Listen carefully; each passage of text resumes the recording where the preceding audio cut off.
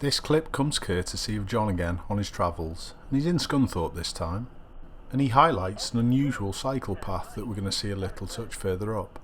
Now, I've never seen anything like this in Liverpool. Please let me know if you've seen anything like this in your area. And here we are. Looking at it as a static image, it's quite simple.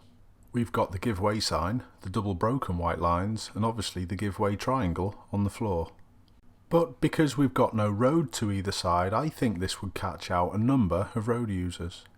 Not the cyclists, because they've got priority. But how should you deal with it if you were cycling across from left to right or right to left? Well, if it was me, I would be really cautious because I wouldn't trust a motorist as far as could throw them. On this route through, John has obviously no issues. But for me, I think this causes unnecessary confusion by unnecessary complication. And here's another one. Now, I'm all for protecting cyclists because they're more vulnerable, but sometimes, I must admit, I do wonder about the road planners.